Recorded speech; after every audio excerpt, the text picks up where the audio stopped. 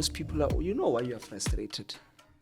Is because you are following a loser and you're getting a loser's results, but what you see the loser do is the loser pretending to win.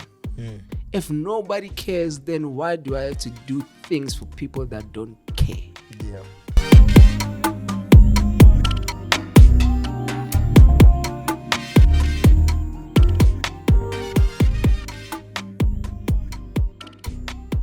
Yo, what's up, guys? It's Nqobile Tembane from Top Traders South Africa, and I'm bringing you guys another installment of Market Masters, where I sit down with the most prominent and talented traders in the industry. And today we have a friend of the podcast, a friend of the show, a friend of yeah, we have everyone's favorite right now. We've got Isaac in the building.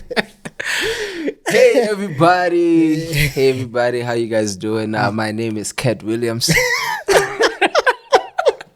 And I got receipts for days. It's 2024. It's 2024. The truth gotta come out. Hey, man, people are shaking. Shaking in your boots. Keep writing. Keep hiding behind the keyboard. Keep hiding behind the keyboard. I got you. Yeah, how you doing? No, I'm doing great, man. Yourself? Nah, I am great. Great.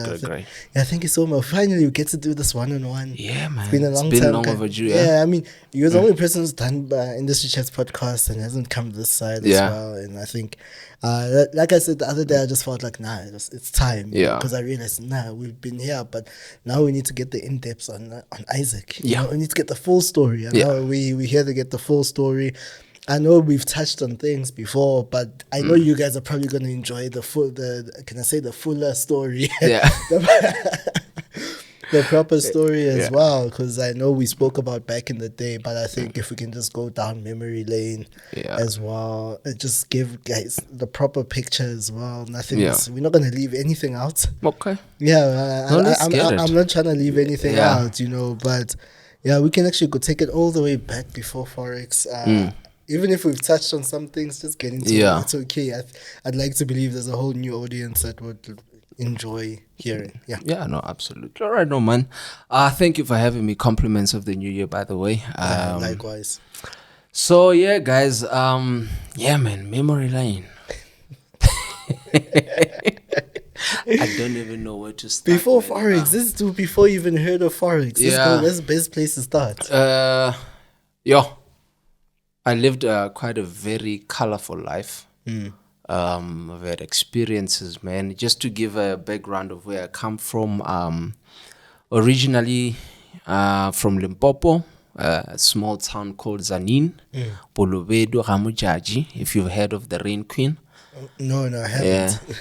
Yeah, no, that's where I'm from. Go Google her. Apparently she makes it rain, so yeah. But yeah, that's where I'm from. It's a small town from a small place called Khapane. Born and raised there until my matric year. And from matric, I went to Pretoria. And again, if you want to make it in this life, leave Pretoria. Just kidding. Sorry to interrupt today's episode, but I need to tell you a few things about Octa today. So guys, it's really important to be with a broker that has great trading conditions, and Octa has transparent trading conditions from zero swaps to no commissions at all, which means more profits in your pockets for you as well. Fast deposits and withdrawals with various options. Your deposit funds will be there within just 1 to 2 minutes, and get your profits in 25 minutes right just when you need them. As well, guys, the minimum deposit at Octa is $50. But it's also $25 when you're using a Visa card. And guys, think about it. Now they provide a wide range of instruments, 150 plus stock assets, 30 plus crypto assets, 35 currency pairs, metals and indices for you guys to be able to trade. Also, we're giving you guys 100% deposit bonus when you use the code TOPTRADER. So guys, trading made clear with Octa. Yeah, man. From high school, left to college. I went to college, varsity college. I actually have 2 qualifications. I did business management and principles. I also did No, business principles and practices and business management and entrepreneurship. And from there, from college, I went into the corporate world. I started off as a sales intern. I started off working at this car brand as an intern. And then, yeah, man, I think that's also pretty much the same years where I got introduced into trading as well, right? So from being a sales intern, I eventually became a sales executive, grew through the corporate ladder to becoming a sales assistant manager. I was actually one of the youngest sales managers in that brand at I think it was age 22 or age 23 at the time. Became top salesperson as well, in the country. Actually, when I left, when I resigned my job, I remember there was a competition, and it's a funny story how I resigned. There was a competition, and we were supposed to, the winner was like a group competition. The winner was supposed to fly out to Germany. Right. And it was me and this guy at number 2, bro. I needed one deal to close this guy and just murder him, bro. Fighting for that deal. Deals are not happening. And then, eventually I didn't win that competition. And that's when I left. It's like, then my time is over here, But man, that's basically just in a nutshell what my background is. From Limpopo, I came into Pretoria, and then that's when I also got introduced into trading. Wait, so by the time you were at the car dealership trading, was it in the scene or? Yes. So immediately the very same year where I graduate, I get into being a sales intern. Now I start learning about Forex as well. I start knowing about there's this thing that's called Forex. How did you hear about it? Do you even remember? It's there's many stories to it, but the most popular one that I keep telling, I think people have heard this before, is the one that convicted me to say, you know what, I'm going into this thing, was a friend of mine that I grew up with from back home. I'm a pastor now. I shouldn't be telling this story.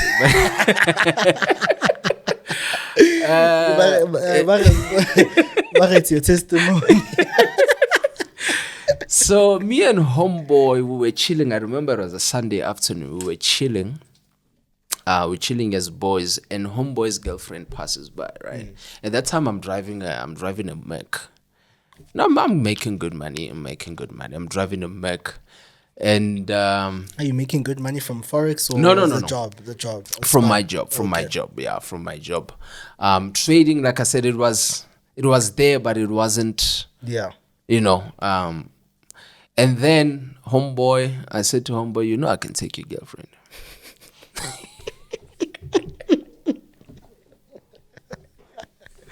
Right? Boys, we young, man. We make a bet. Nah, you won't. Drove out. I came back with her. Got a number. I said to homeboy, here's your chick's number, but you get what I'm saying. Homeboy disappeared, bro. I think for a period of about 3-4 months, he came back with a brand new Ford Focus ST.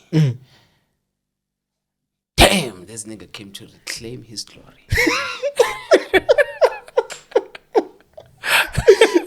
Right? Yeah. For me, it was that moment where I said, I'm very competitive, right? But not in a I'm better than you. But it's more like, if anybody can do it, I can do it. I think I've said this all the time to say I've always been that guy. If I get inspired by other people, and I believe if it's possible for them, it will be possible for me. That's when it's like, okay, now this thing works. Let's get right straight into it. Yeah. Right. And then that's when we went full force into trading, because this guy, we grew up together. You know what I mean? Shout out, we grew up together, and to see that happening is like, this thing works. Let's go full on into it.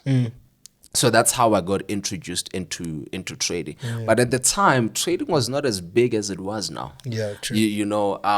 So you literally meet over 100 people that know nothing about trading, right? So at the time, I was in between Limpopo and Pretoria.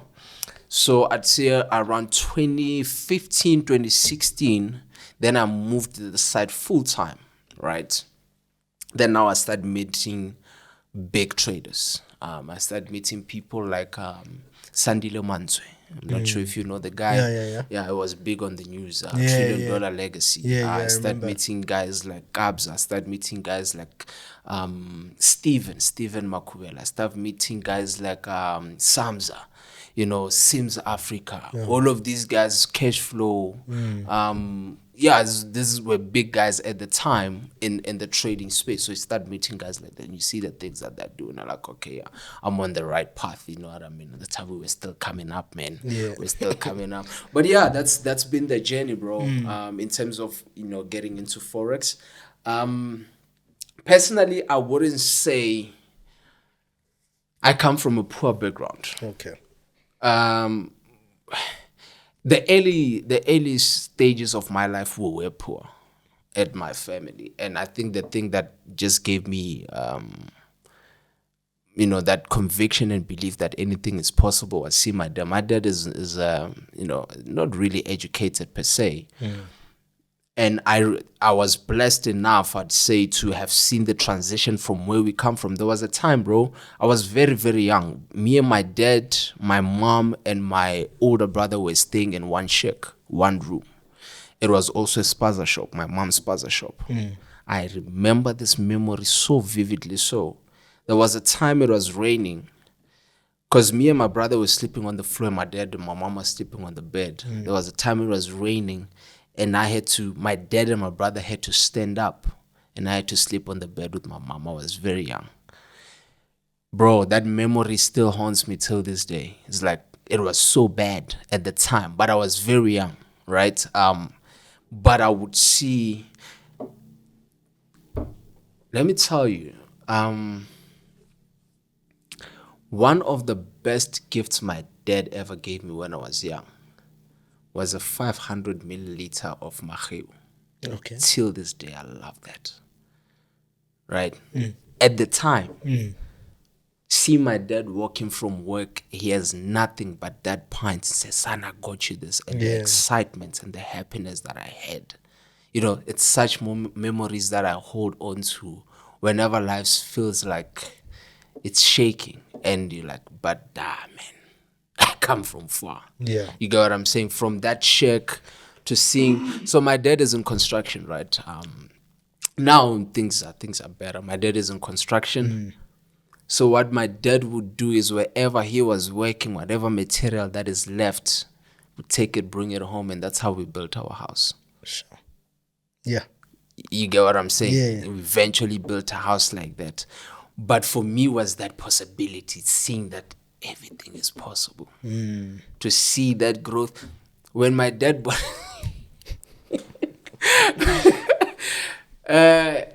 if you're watching my stories in December, I was back home in Limpopo, and I took my younger brother just bought a car in high school. It's an old car. It's a VW Jet, an old one. And that car just brought the memory of my dad's first car, which was a City Golf MK1. Nice. The funny thing when we laughed when looking at this car was with my dad's car in the back seat. You could see the road. There was a hole on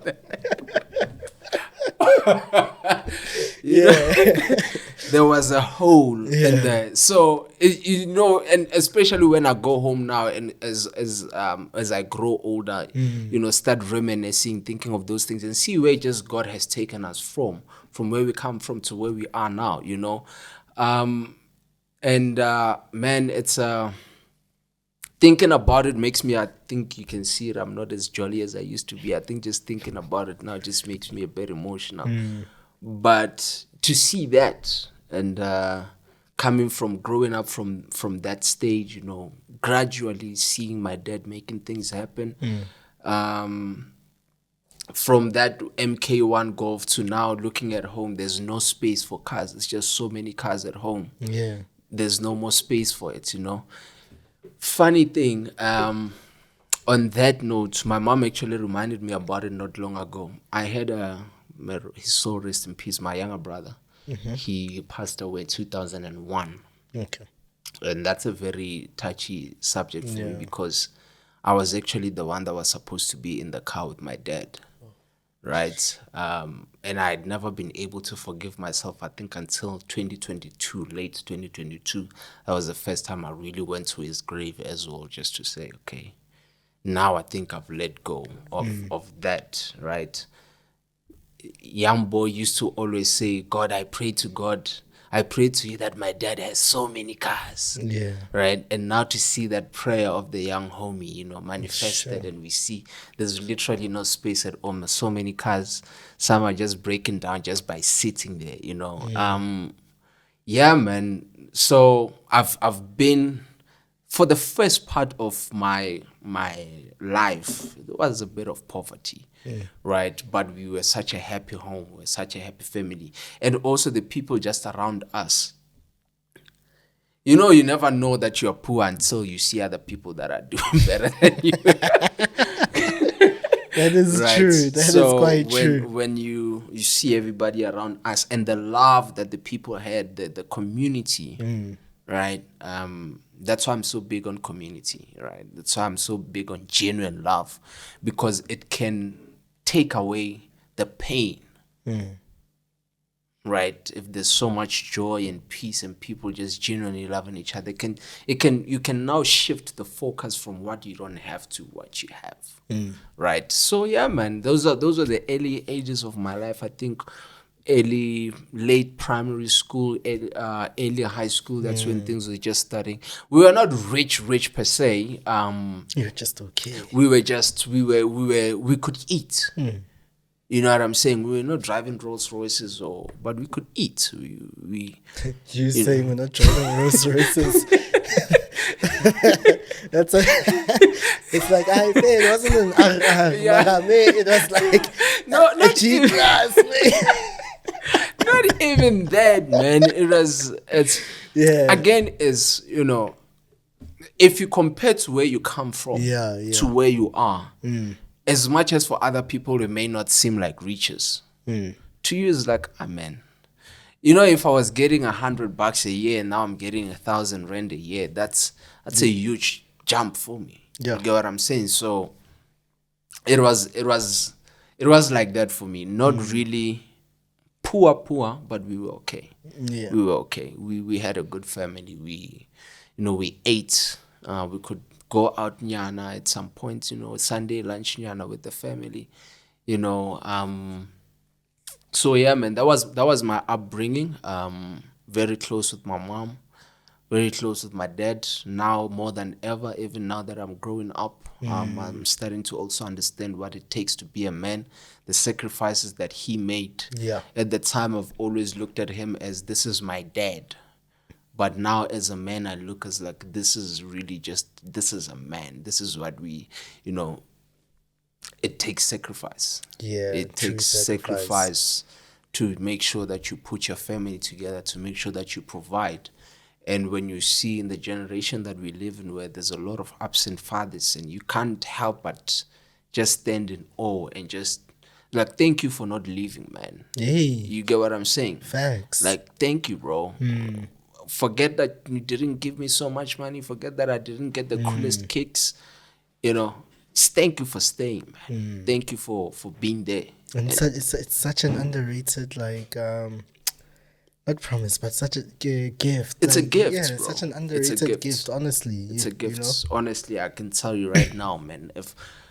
I think with all the, the challenges that I've been through in my life, if I didn't have that reference to look back to say, hey, man, I've seen, and as I grow older, I also hear stories that I wasn't even aware at this age. This is what was happening. What? What? That happened? And you were still able to just stand and act like nothing is happening. You look at those things, you're like, bro, thank you, man. Yeah. Thank you. And, knowing people where some of their fathers took their own lives, bro. You start understanding when you start having those thoughts as well. No, it's really tough. And it gets tough, eh? It gets tough. Tough. No, it gets tough. Real tough. Hey. This is no Disney movie, bro. Yeah, it gets tough. True. It gets we cry, bro. We cry. We cry. We feel defeated most of the time. We lose hope. But having that, what I actually, if that nigga made it, I will, man. You know what I mean? 100%, So yeah, man. For me, that was pretty much my upbringing. I have a very supportive family. I think I've mentioned this before. Beautiful. Yeah, I have a very supportive family. We grew up okay. Not the best. I think also the environment. I think I've mentioned this before. The environment that we were in as well didn't also allow us to dream big. So, seeing from where I come from to where I am today, I just thank God, man. It's really by the grace of God. I sometimes go home and I feel pain because there's people that when I left for high school, they were sitting in the same corner. It's over 15 years now. Yeah. They're still in the same corner. The same people.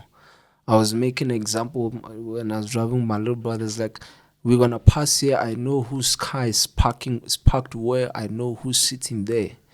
And this is what was happening when I was still in high school. Just to give you just an idea of the hood, that I come from. So it's a blessing to be where I am today. It's really a blessing, bro. I don't take it for granted. I'm not in competition with anyone. Bro, based on if it was a written book, I shouldn't be here. I shouldn't, there's nothing about, that says I should be here. Nothing. It's literally just by the grace of God that I'm able to see. Hey, I was even on TV, man. Yeah, yes. I saw that yesterday. Congrats, Thank bro. you, bro. No, shout out, you bro. know what I'm saying? I was on TV. Nah, that's big. You know what I mean? And I'm a celeb. Talk to me nice. Come at me nice. Okay? You're not a celebrity trader. You're a celebrity. I'm a celeb. No, congrats. I saw that actually. Thank you. Yeah. And the most beautiful thing is because it was on TV and I was at the office, so I couldn't watch it. I get these pictures, the pictures that I posted. Yeah. Come from someone who comes from back home. I think that's how God ordained it for me, just to remember where you come from. Yeah. You get what I'm saying? It's just a groot man from back home that I haven't spoken to in so many years just sends me these pictures on Instagram and say, young man, I'm so proud of you. You get what I'm saying? Yeah. And I'm just like, and I was even feeling bad about the interviews, like, I didn't do my best. I was nervous, I was choking and all of that. But it's like, it was my first interview on TV. But that DM from that groot man that came in at that time, it was the perfect time just to look at where you are, look at where you come from. This guy was just a representation of where I come from. Yeah. Right? He's from home. So it hit home. Bro, you're from Kasi, bro. And now you're on national TV. Yeah. That's big. That's huge. Yeah. That's huge. You get what I'm saying? So, like I said, for me, it's just that I don't take it for granted. I don't feel even entitled to what I have, to where I am. It's literally just by the grace of God that I'm sitting here right now, even be able to talk to you, bro. It's a blessing, man. Yeah. It's a blessing, bro. Yeah, indeed. Yeah. Gee. I know, man. I know. Yeah, no. Bro. Yeah, no. So, I'm trying to get back on the train now. Let me get back on the train. I think I got it. I relaxed. I'm just like, talk to me. Yeah, no, but it's so important though, and it be like that thing that Goodman did of giving props to you, bro. Yeah. I think that's so important. I think in as much as, yes, it's always nice to see people highlight you, be like, hey, shout out, big job. Yeah. But I think in as much as that also needs to be paid for when you see someone else doing well. Just a young, sharp nyana there. Like, because I'm looking at you right now, you're like, it's a Goodman from Kokasi. Yeah. But for you, it meant so much more than just him just saying, you understand? So much, bro. So much. And people don't understand how important. That's why again went to that community thing, right? How important that is to just have a community that says, "Hey, man, we see you. We are proud of you," right? Especially when there's so many naysayers, bro. You know, you need those people that say, "Hey, man, yeah, we see what you're doing. We recognize you. We recognize you because we know you from where you come from." Right. For most of you guys know us from Instagram. You don't know us. You know, you don't know us. You're preaching. They don't know us, bro. I'm not sure if you saw my status on WhatsApp. I used to volunteer at a local radio station. Okay. As a radio presenter. Oh, okay. Right. At a very young age. You know, and you look, and I remember one of my highlights for that, I even posted about it. As one of my highlights for that was I had the opportunity to interview one of great speakers, international speakers from the US. His name is Barry E. Knight, right? And he said to me, "You are so good at what you do." But that time I wasn't even getting paid for that radio show. But I just wanted to be, you know, I believe in this. I believe one day I'm gonna be big. I believe, you know what I mean? And people are out. Local radio station, that one that's even been listened to by old people. You know, you got what I'm saying? And you just look at that, you're like, yo. And I remember that guy saying, one day you're going to be big, bro. You're going to be national. You're going to be on national TV. You got what I'm saying? And to see that happening now, you're like, so many years later, but it happened. Like, look at you. You know what I mean? But the thing is, you need those people that affirm you, people that know as well where you come from. You know, say, hey, man, we see you. We see you. Because most of the time we are competing with our current present. We're competing with the people around us that we don't even know where they come from. You know, we're competing with the current trends that we end up forgetting where we come from. You're like, bro, man, first of all, I don't even deserve to be here, bro. You know what I mean? It's if it was according to where I come from, and it doesn't even, I'm not supposed to be here, bro. Yeah. You know, so it's a blessing, man. I guess let me just say it's a blessing. I am, bro, if I say so, I am highly blessed, bro. Yeah. God has been good to me, you know, throughout my whole life, throughout my whole journey, man. And especially, again, as we grow older, you tend to now start looking back, and because you start thinking with your head now. You know, I don't know what other people used to think, but but you start thinking with your head, and you start seeing life for what it is, truly what life is about, what's important, what's not. And you just can't, you know, stop but just be grateful, man. You know? Yeah, no, that's beautiful. Yeah. So, okay, let's fast forward a bit. Let's go to your homeboy comes back with a new Ford Focus. He said Ford Focus. Ford Focus ST, the orange one. Remember the orange? I know. Did they have the black stripe? No, it didn't have. Oh, didn't have. Okay, not that one. But you remember that? Yeah, I remember it. Yeah. That 6-speed manual. Yeah, so he comes back with that. He comes back. Get Forex. Bro. Okay, we are going in. We are going in. We're not playing. Yeah. You know, and again, like I said, being a very competitive guy, I just told myself, this guy can do it. I can do it. And my goal is I'm going to be better than you. And I haven't told him I'm going to be better than you at this. Straight up, I'm going to be big. That's always been my thoughts, to say. I have to be big, dog. Like, I have to be big. I don't know how, because I know how it is to be poor, right? Yeah. But I don't know how it is like to be big. And I think I remember I shared this, that my inspiration came from seeing, I think it was on the last podcast, my inspiration came from seeing Bill Gates on the cover of magazine. Like, this guy is richer than everyone. I've always started thinking like that. Yeah, I need to be richer than everyone. I just want to know how it feels. Yeah. Because I know how it feels like to be poor. Right? And going back to that story where I was saying, you really never know how poor you are until you start meeting people that are doing better than you. Bro, I think probably grade 1 or preschool. One of my most embarrassing moments. Okay. It's right. So they say we must come with teddy bears at school. Oh, you're young. I'm not sure if they're still doing those things where you have to come with toys or stuff. So you must come with teddy bears. Ma, thank you so much. My mom took a pillow Okay.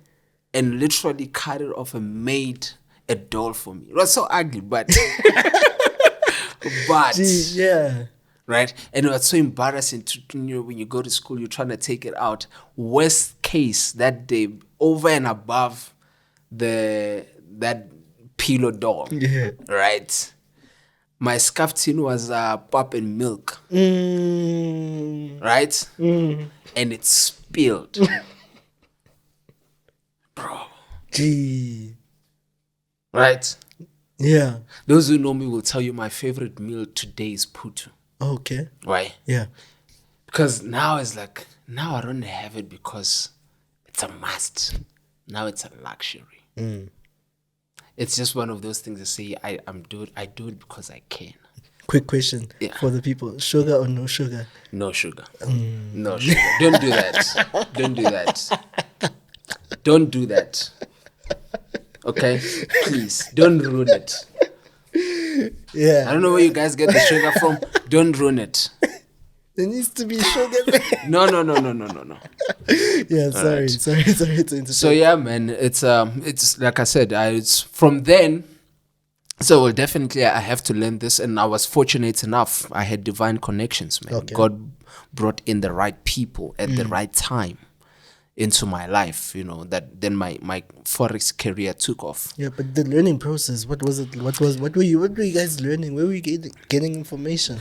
The internet? Yeah. Yeah. Okay. We were getting information from the internet, and not really YouTube, but reading. Okay. That's why I love reading so much, right? We were reading. And at that time, we respected money Okay. in the beginning, before it got to our head.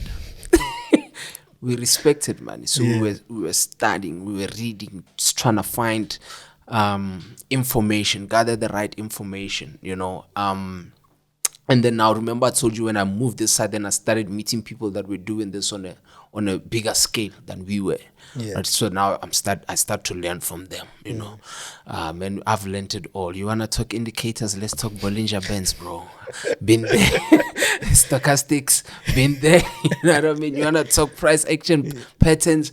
Been there. You wanna talk Fibonacci? Been there. So that's why nowadays I laugh at niggas. Whenever they try to come up with all this new information, smart money, what? It's like there's nothing new you guys are coming up with. This is all old information with different English. That's all it is. You're not saying anything new. Yeah, so we've exhausted. You don't really exhaust information, but we've learned at the time. We were learning literally everything there is to learn about the market available at the time. Okay. Right. And also, and I always say this, I believe the best teacher is experience, bro. Experience. You just really need to just be one with the charts, look at the charts until it starts telling you things that you don't know. It starts telling you things that you've never read. There's a lot of things, people that trade with me, they will tell you there's a lot of things that I look in the market, I see a pattern, I'm like, nah, man, this has to, I see this happen, you know what I mean? Then I start, okay, this currency pair behaves a certain way on certain days. You see, you become one by experience. Spend time on the charts. Don't just, it's mentorship. Hey, I attend mentorship. Oh, they showed me the snapper. Boom, I'm going to trade. Nah, spend time with the charts. Spend time with the charts. Put in the hours. Put in the hours, bro. You need to put in your 10,000 hours, bro. You need to put it.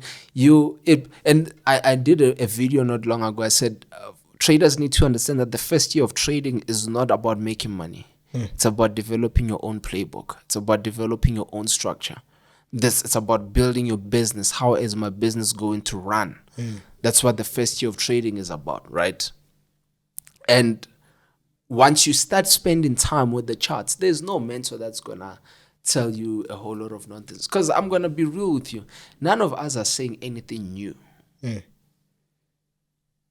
None of us. Whatever you've been sold, somebody got it from someone else. Or they got it from their own time that they've put in the charts. Yeah. Right?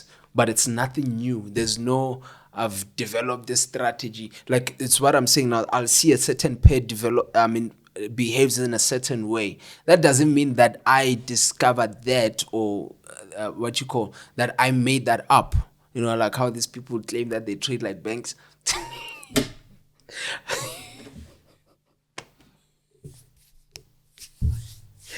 They trade like banks, got $50. We trade like banks, institutional trade. Shut up. Yeah. We are all retail traders, bro. Nobody trades like a bank. You think a bank is trying to double an account? I'm kidding. They're gonna get mad at me, these guys. So still early. But yeah, it's that. It's not like I made this thing up. It's been there. I was just lucky enough to spot it. Yeah. You get what I'm saying? It's spend time with the charts. That's the best experience. Once you understand the here, let me tell you something. This will free everybody that's watching. Forex is a simple. It's buy and sell. You buy low, you sell high. There is no magic outside of that. Once you understand that blueprint, that is the blueprint. Understand market structure. We have uptrend, we have a downtrend. When it's going up, you buy. You don't sell. If it's going down, you sell. That's what Forex is about, right?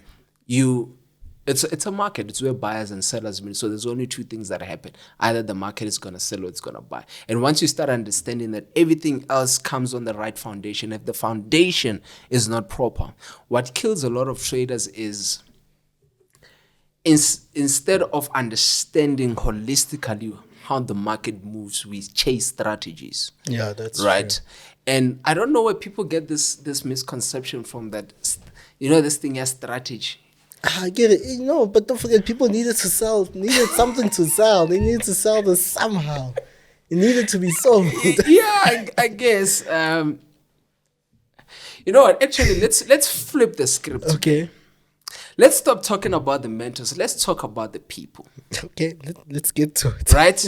Let's talk about the people. Yeah. Because in order for someone to sell, there needs to be someone that buys. That's true. Let's talk about accountability. Right? I can go 2024. The truth will come out. Yeah. Let's stop being gullible. Yeah. Preach. Let's stop being gullible. If scammers are thriving, it means there is a market for them. They're not scamming themselves. Right? And I'm sorry for saying this, but most of the people that get scammed is because of the greed that they have. There is a greed aspect to it. Right? There is a laziness aspect to it. Oh boy. I know you guys always like me, but we need to have this conversation. I could have been speaking about mentors and what they do. Now let's talk about you. There is a greed aspect to it. Because for you to believe that you can turn 1,000 rand into 33,000 rand in 7 days, you are lazy and you are greedy. Yeah. And again, I'm not, looking over or neglecting people's desperations. I understand people are desperate. I understand times are hard. But also let's start taking responsibility, man. There is a certain level of greed attached to it. There's a certain level of laziness attached to it. And it's also high time, before we start pointing the fingers, let's also start looking at ourselves. Right? To say, but why am I falling for such things? There's a guy that texted me on WhatsApp, say, no, I got scammed by someone using your pictures, wara. I said, okay, sorry, man, but it's like, okay, can I give you money so you... Because like, you are determined, ne? You're determined to be scammed, ne? Yeah. You just want to give away your money, ne? Yeah. You know? Another one, I even sent him a video. It was like, this is the real me. I don't do all of these things. No. That guy promised me. Like, how can the guy promise you with my pictures? I'm telling you, this is the real, this is a video. You're so determined to get scammed. It's greed and laziness. Yeah. Right. And people just don't want to put in the work. Okay. I hear that. But what if there's a particular person who's sitting at home like, Isaac, I'm honestly, I can work. I'm not lazy. I don't mind putting in the work. Sharp. And it's just a matter of they were just looking for a stepping stone. Yeah. And unfortunately, that stepping stone did not like, it didn't work in their favor. Yeah. Yeah. Yeah, but it's a thing where I'm saying is don't fall for everything. You have that responsibility. Yeah. I'm not against failure. I've failed. Yeah. That stepping stone you're talking about, I've taken those things that I thought were stepping stones. But I think we also need to start saying, okay, I made that decision. I bought that service. I didn't do my due diligence. I didn't. Yes, the guy may have sold, but I also bought. That's where I want us to go. The guy sold, but I bought. Yeah. There's two parties. There's two parties to the transaction. There's a buyer, there's a seller. And I'd like to believe there's a lot of information out there. I think at this point where we're at right now, it's 2024. The internet is it's booming with information. There's so much information on the internet, and I really do believe is that at this point right now, I have to agree with you and say that people are being greedy. People, I get it. We all want more for our lives. That's true, but unfortunately, everyone's looking for a shortcut. That's greed. The thing that tells you that it's okay to take a shortcut, that's laziness and greed, and that's exactly what I'm talking about. It's nothing else. Don't blame it on your desperation. Don't blame it on your current situation. It's laziness and it's greed. And let me tell you why I'm saying don't blame it on your situation. Immediately when you get scammed, do you die? You don't die. You're still in the same situation, even worse. But somehow you may be able to come out of it or just spend the rest of your days complaining about it. So do you see that even if you didn't go into that scam, that situation wasn't going to kill you? So there's no need for you to be desperate. Right? Yeah. Oh, this is going to hit home. They're not going to like me. Not at all.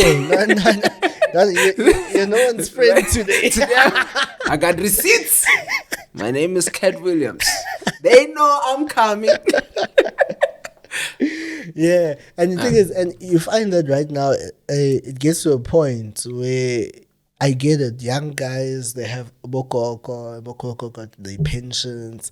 And you know, as a guy from a struggling background, you don't know where to get funding, and it's like your last hope, but you're also trying to do it for the family as well. Yeah. And I get it. Yeah. And hearing Utsukoko has around 50, 40K sitting somewhere, and she can get it. You won't leave it alone. But it's greed. Yeah. And I want us to get to that point. Right. And again, speaking from someone who's done it. I'm not here pointing fingers and acting all holy. Yeah. Been there. Yeah. Was greedy.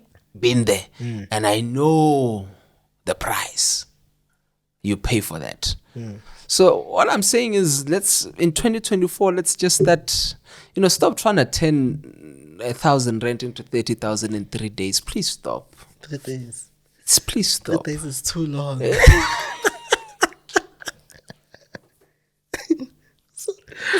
Please stop. Please stop. It's too much time.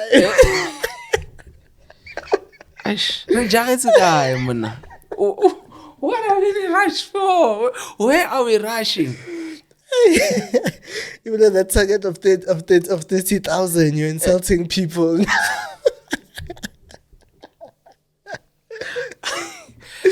Bona. Isaac, about 110.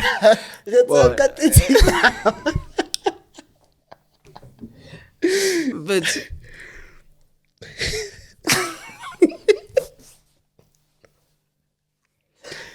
yeah.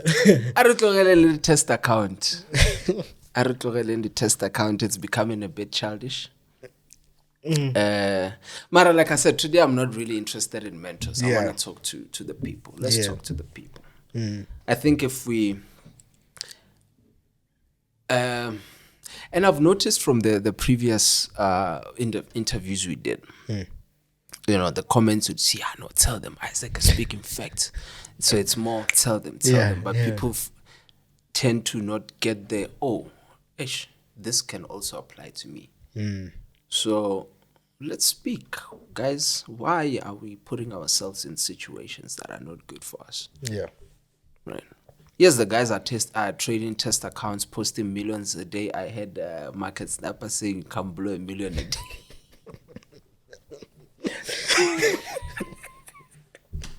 I thought he's gonna mention names, but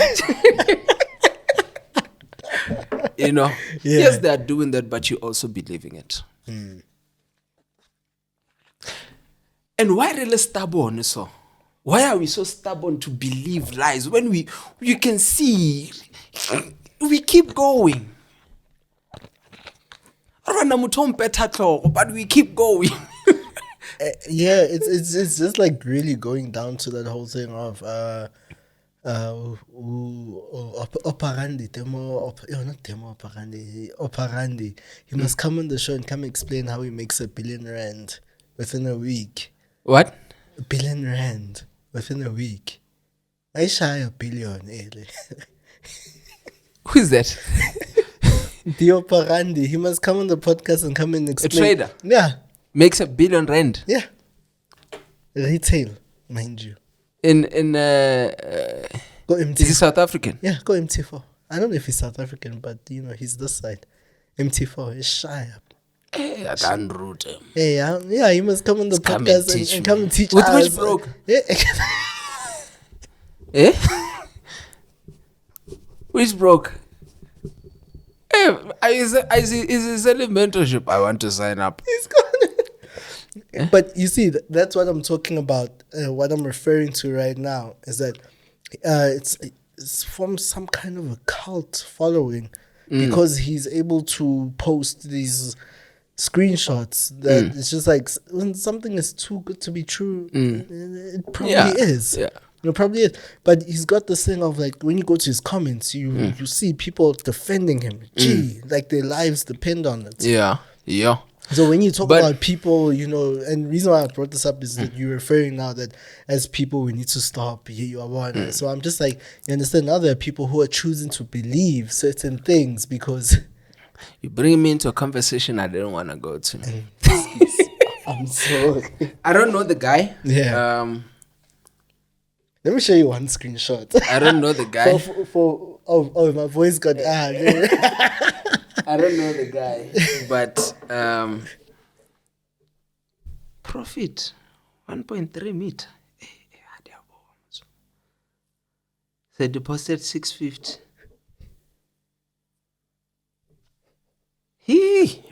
That's when you get into the class. Yeah, you have to, eh? You have to. You need a one-on-one there. Okay. His whole profile is there. No. I've seen it now. I don't know. I'll check. Yeah, but she does more money than Mom Keys there. So like, yeah. I know you don't want to go there. Yeah, but you see, it's all I'm saying is we need to be real with ourselves, right? We need to be real with ourselves, and if the guy is selling something, we are also buying. That's all I'm saying. Yeah.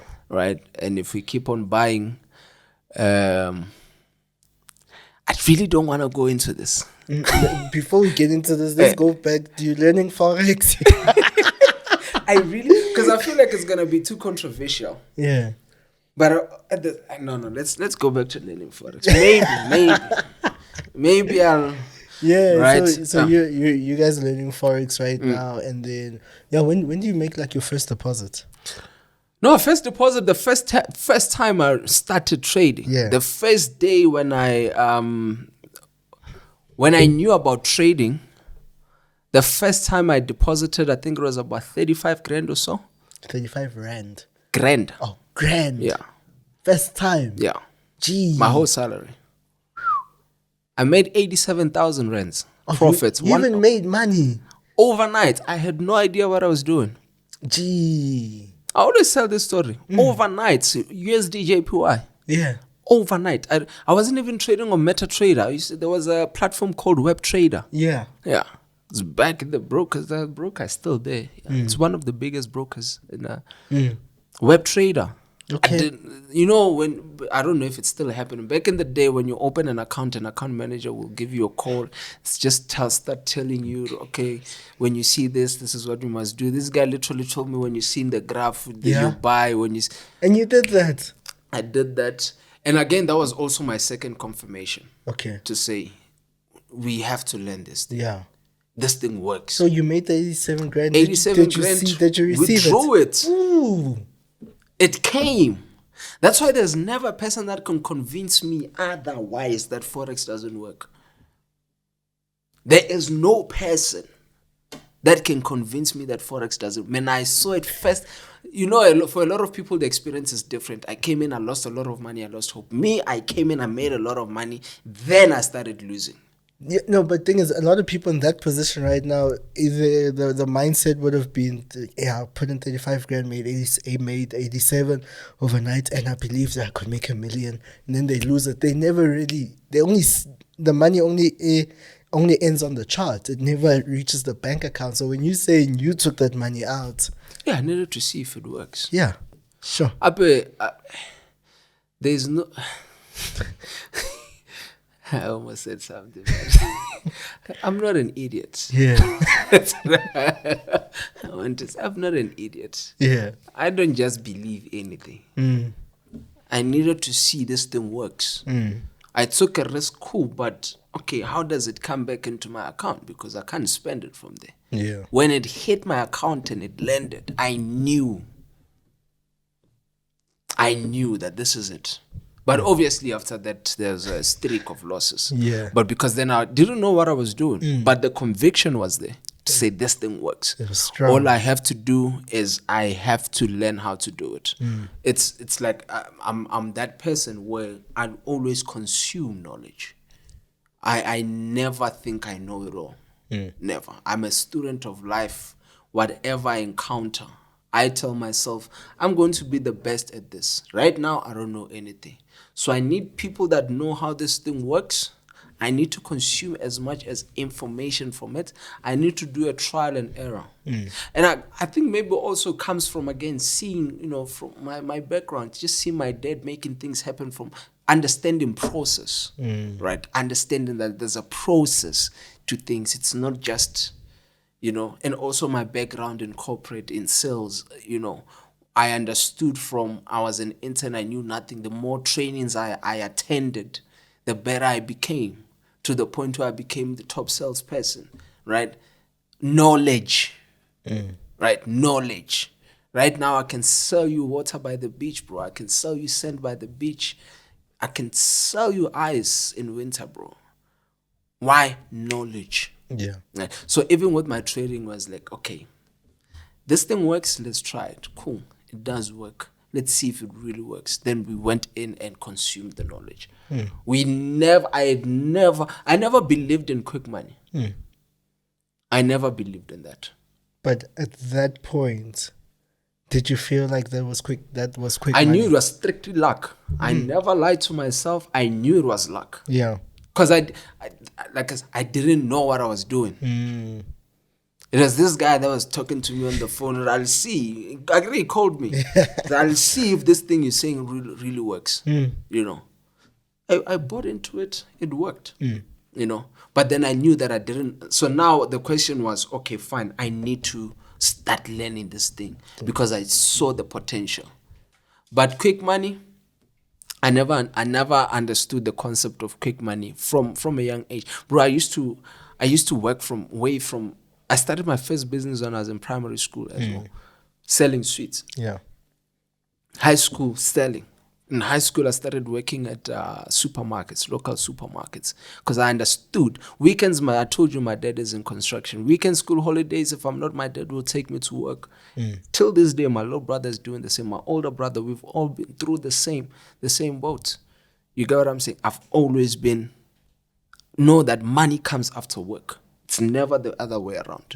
Money comes after work. So even in trading, I knew that, okay, I saw it works, but I need to put in the work for it to work. And it took years.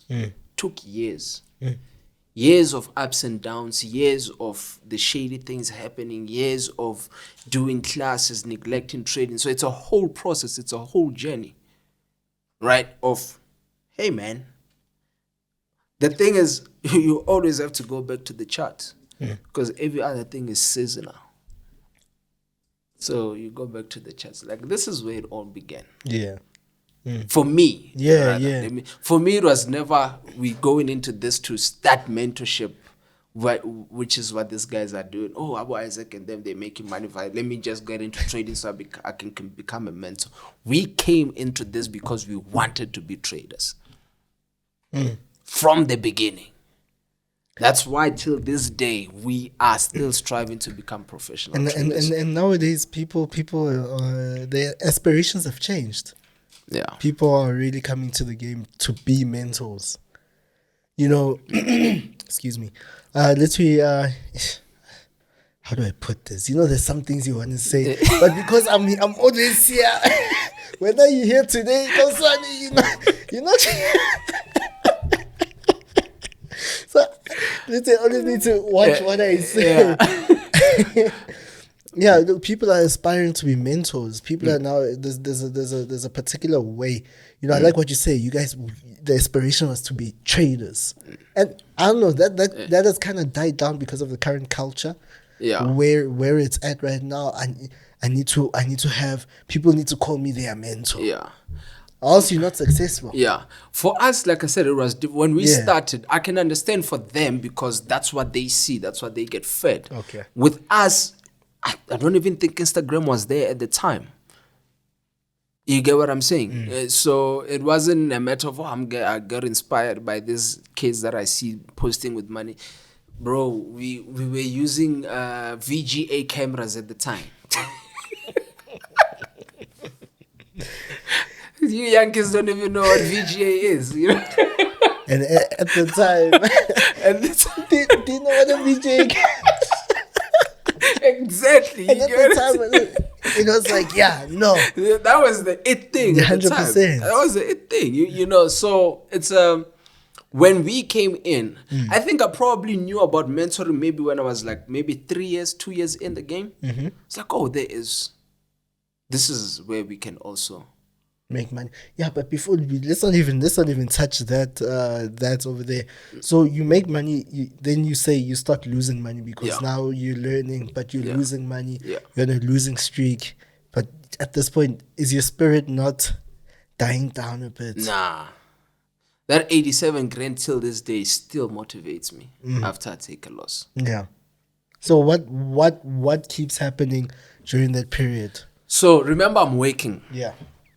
I'm doing good. I'm living my best life. I'm young. I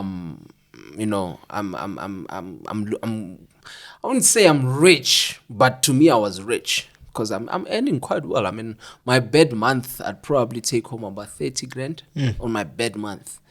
On an average month, I'll take 90, 100K. Car sales, there's money. That's why till this day I still sell cars because that's when I knew real money. I didn't know real money from Forex trading. I knew real money from cars. So if you're looking for your next car, CGT Motors. Right? Yeah. So also if you are blacklisted, we help you to get a car. All right, but please learn how to afford cars. You don't just buy cars that you don't afford. Anyway.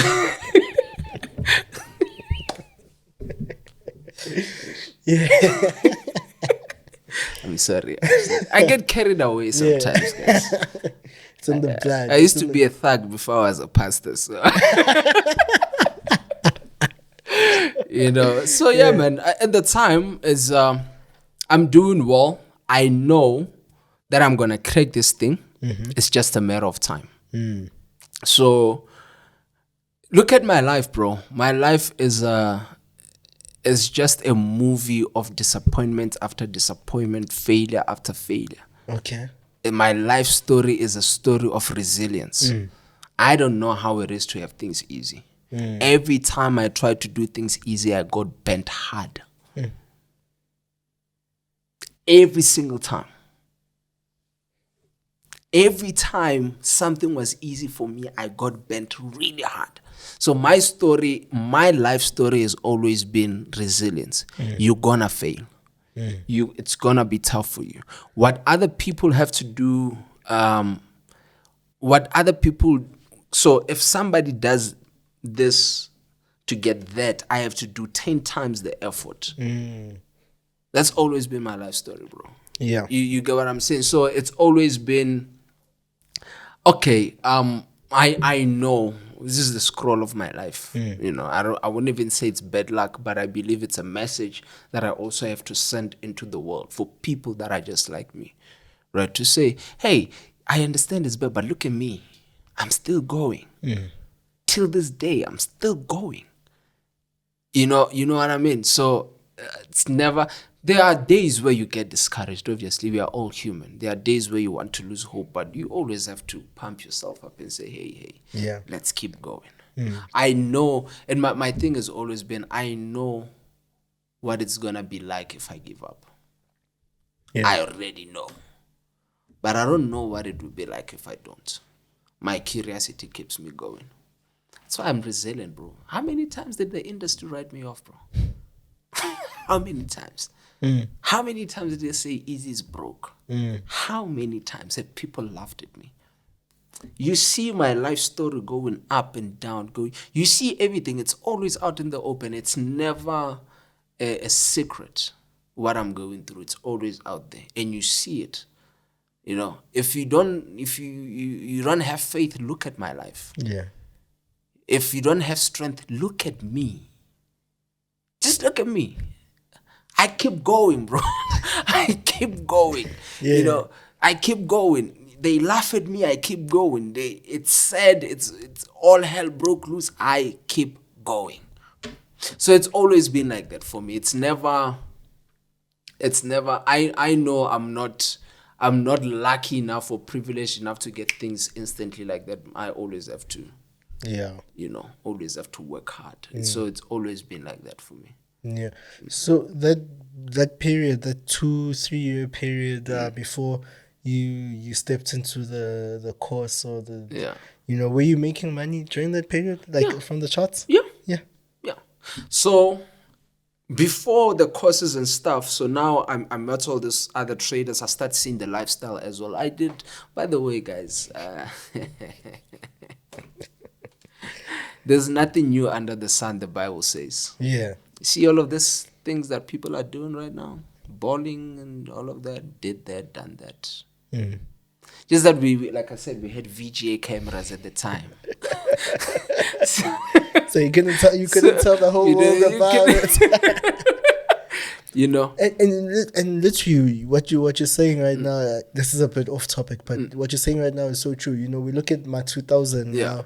You know, they've been labeled as, you know, the rebels, the whatnot. But bro, you look at the stuff that's happening in schools, and it's like, how? But we did that. But we just didn't have. There's no proof of it, but we did that. These things have been happening. They've been. And then other people are acting shocked. Fair that maybe some people grew up under, they were umbrellaed for portions of their lives, you know. Understand? But it's just like you see things trending on social media. Obviously, there's some things that will shock us. No, I'm not saying I won't be shocked, but it's I mean, you know, we were there. Let me tell you. So I'm now hanging around these big guys. I'm hanging around these big guys. I'm making good money. Okay. I'm driving a 45 at the time. I'm driving a C63 at the time. I'm literally chilling with celebrities, right? Last time I spoke about, I've seen guys blow up 250K. This was our regular lifestyle. The day that I decided this life is not for me, there's a club in Monte Cassino called Cantari. I'm not sure if it's still there. Okay. This was before Nasty C, before MT, before they became big. They used to come and perform there. This was like where upcoming rappers would come and perform. You understand when that is? Casper, and much respect to the guy, but he was not big at the time. And I remember this story vividly because that's the day I was staying in Pretoria at the time, but now I'm in Joburg. It's a Thursday evening. So Cantari, so the clubbing scene was Thursday would do Cantari, then Friday we would do either Pretoria, right? We'll either groove in Pretoria but not really clubbing. And Saturday we'll probably club in Sandton, Booth. I don't know if those clubs are still there. Then Sunday we'll do it. There used to be a club called Kong. Yeah. Now I think it's called Sumo or something. Last time I checked, they used to call it King Kong Sundays. Yeah. Right? I actually remember seeing posters. Yes. I've seen posters. You understand? Yeah. So that was our routine from Thursday. And we're balling. Okay. Hard. Right? That time I don't even drink, bro. But I'm out there. We're balling. The day I decided this life is not for me, I cannot maintain this lifestyle, we were at Cantari. We're sitting at this table. Casper comes with his crew. He's sitting there. I think either MT or Nasty C was performing at the time because I remember one of them was there performing. And the table where Casper was started, they started balling. We were like, we are Forex traders. And at the time we were trading, guys probably don't know this. Do you know binary options? Oh, yeah. If you think you're making money on Nasdaq with 1530, you're playing. The money that we were making from binary options, there used to be this thing called table. You literally have, it's like what they do now with Betway and whatnot. Okay. You literally had to, that trade is open for 5 seconds. Yeah. Right? you can, let's say you put in $1,000, right? And say, in the next 5, where I open my trade, in the next 5 seconds, I only need the market to be 1 pip up. Then I've clocked maybe around $7,000-8,000. Sure. So we'll still analyze the market, but there's what we call end of the day. So you'll have to, so where you open the trade until the end of the day, you need to make sure that your trade is above where you opened your trade. Yeah. If you are selling, then it needs to be below. If you are buying, it needs to be above. Then you won that trade. So it will tell you even before to say your take profit was not so many pips. It was even if it's 1 pip. Yeah. You get your money. You get your full money. So you can realize how much money we're making at the time. Right? We say, Casper, we see you, but we are ballers. Ain't. I remember this was a time where the first waterproof phones were coming out. Okay. Yeah, we had them. We had them. Yeah. There's a bottle called Ace of Spades. It was 25 grand one bottle. I remember, and I don't drink, bro. Mind you, I'm drinking Red Bull. We're just clubbing. We're having fun. Before that, so now we're competing with this table here, right? We just want to show who's the boss. Now we eventually took, we balled. We were balling. We had the money. Yeah. The bill came, bro. It was almost north of 300. Sure. And what was happening is that there was a point where we took our phones, we took watches, and we put them in the ice bucket, and we opened Ace of Spades 1. It was 25 grand. I remember this. And then we start pouring on the phones. And this is waterproof. You guys are pouring alcohol on phones. I remember just sitting and looking there. I'm like, nah. This is not it. Nah. I'm done. That was pretty much my last eras of, you know, balling out and saying, over the years we've tried to go out, have fun a bit, but like proper balling, that was the last time I was like, nah. Now that's when we like, okay, that's when we started our own company as well. Okay. It was me and a guy called KG, probably the best trader in South Africa right now, from what I know. Not on social media. KG Live, shout out, my boy. There's a guy called Flex. That's where Flexi comes from. Okay. Right. So Flexi, it was a combination of 3 names. Initially, it was Flexi Zalf. So it was Flex IZ for easy and ALF for Alfred. Okay. And then eventually, when we all parted ways, I remained with the brand and I just removed everything. I just said it's Flexi Forex because it was also hard for people to pronounce Flexi Zalf, Flexi, you know, especially if you didn't know the story. So we just said Flexi Forex. So that's when now we started moving into now, okay, we're going to start doing mentoring. Now, this is where social media Instagram is starting to now boom. And man, we rocked it. We made gang money. We made gang money.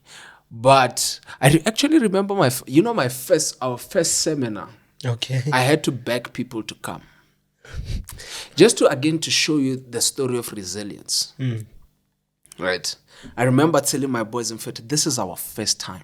People are not just going to trust us. If people say they don't have money, it's fine. Let them come. They'll pay us later. What we need to do is we just need people to see us out there that we are doing this. In the morning, I had to beg people and say, I don't have money for tax. Don't worry. I'll send you money. Just come. Let's fill up this wall. And we performed like everybody that was there had paid.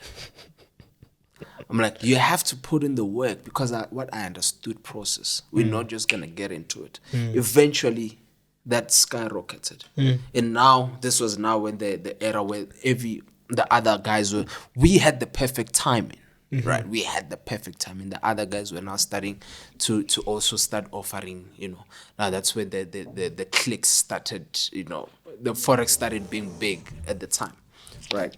So that's what I'm saying. For us, we didn't come in the trading game for that. For us, it was always, let's make money from this thing. It just found you guys there. It found we saw an opportunity, we took it, and yeah, the rest is history. Yeah. Okay, so you start making money from courses. Now you're selling, life keeps going. Like, how does life actually like change right now? Because obviously you guys were making money from the charts. I mean, to be able to be in a space where you guys are dropping 300K means that the money, not that the money wasn't there, you understand? Yeah. The money was there. It was there. So now you get into the course after the first seminar. You know, obviously life needs to move. What happens? So now it's I'd say 2016, 17. That's where we start now becoming a bit famous as well. Because remember, all along we were under the shadows of the big guys, right? And social media was not even. So then, when you are famous because people know you, not because they saw you on Instagram. You know, when we go and clubbing, people know the Forex traders are here. You know, they knew us. You get what I'm saying? So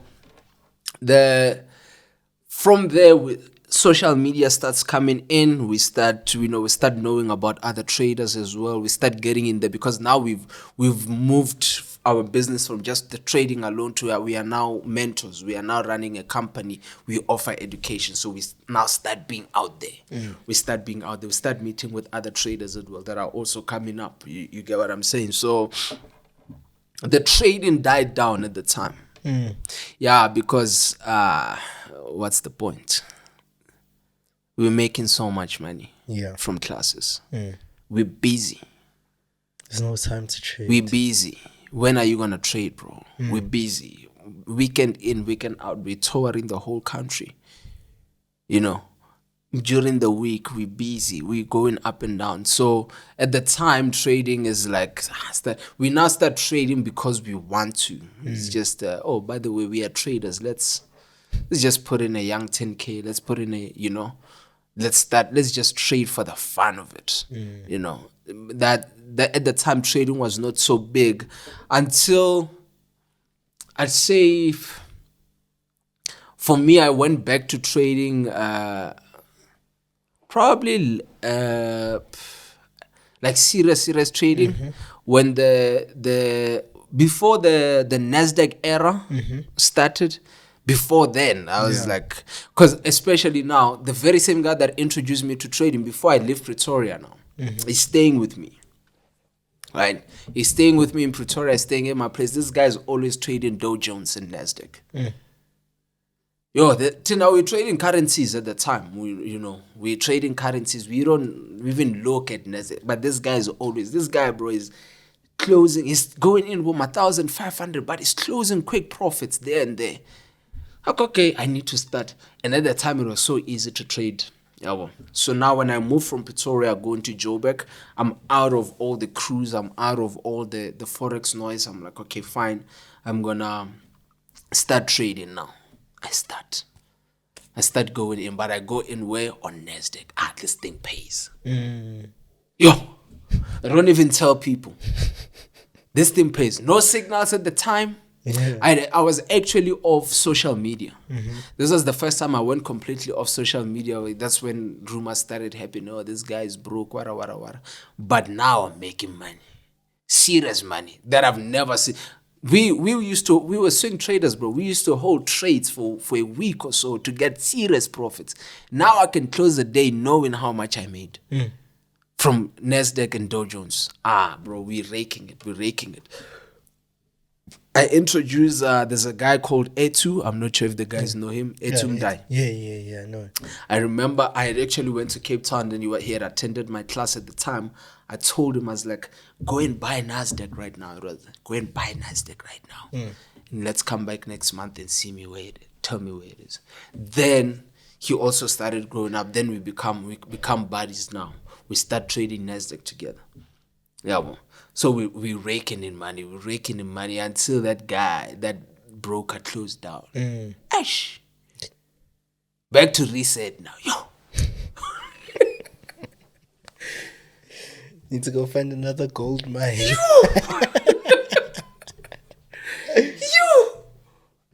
That literally took away meat from our mouths, bro. Yeah. It was bad. You're so used to making so much money. It's so effortless. And today you go to sleep today knowing that tomorrow I'm going to trade 1, 2, 3, and 4. You come tomorrow morning, you wake up, that whole thing is closed down. Yeah. It's like, what are we gonna do now? No other brokers offering the same thing. Yeah, that's true. None. So now we are so used to these trading conditions. Hey, Mfana, now I need to go back to holding trades. But now, COVID happens. We are all in lockdown. We still just doing normal trading and whatnot. Now all the other brokers are popping up as well. But now I start seeing a trend. None of these things that I'm doing actually lasts. None of them. They are all seasonal. Whether it's classes, whether it's signals, whether it's this indices trading with the crazy bonuses, those were perfect conditions. If you can get that again, I'm asking. If you can get those conditions again, just those ones. Give me 6 months. That's what I'm asking for. I'm not asking for much. 6 months. I'm fine. Yeah. You understand? So it's from there, bro. Now my life starts changing. I've gotten over the age of 25. I'm starting to feel okay. Now I'm an adult. A lot of things just don't excite me anymore. I want to do life differently. I need stability. Then I start working on my life. Then I start letting go of a lot of things. I start. Start now looking, okay, let's start looking at trading as a profession again. Okay. Again. Like right now, bro, I hardly trade indices. Hardly. Trade indices again when we just, let's just Yeah, I get it. You know, Yeah. we back to currencies now. You know, we last year alone we did 186% growth in a year, not in a day, in a whole year, right? And that's how we trade now. It's not, oh, we want to double up this account. Nah, give me 1% a day. Yeah, but you probably had a period in your life where 100% a day it was required of you. You know, flipping accounts was Yeah, required but it's of not you. it's not sustainable. That's what I'm saying. Yeah. That's when the realization comes in. Bro, me and Etu, and we're not talking test accounts, we're talking real money. Me and Etu, every single day, we will fund 25 grand each and go standard lot at 1530 on NASDAQ. Standard on NASDAQ. People don't understand how that's big. I'm not going to tell you how much we were making. If we blow, we blew, but that one candlestick on a standard lot. I have receipts. Right? Yeah. But it's not sustainable. He'll tell you it's not sustainable. Right?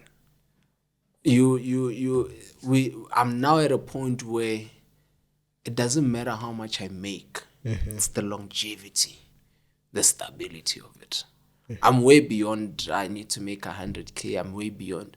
We're now building stability. We're now building multiple streams of income. That's where I am right now. You know, and that's where I want a lot of people to don't go that crooked route that I took. You know, if you do things quicker, imagine if I had the same attitude I had now 7 years ago. Yeah. I'd be far. You'd be far. You understand? I'd be... They will Bro. Gates. You know? I'd be far. Yeah. So we're just saying, yes, we understand the hype, but nothing new under the sun. You know? Yeah. You can do things right, and do things right quicker, earlier, not quicker, earlier. Because eventually you're going to have to do things right, or you're going to have to die or go to prison. Those are your choices.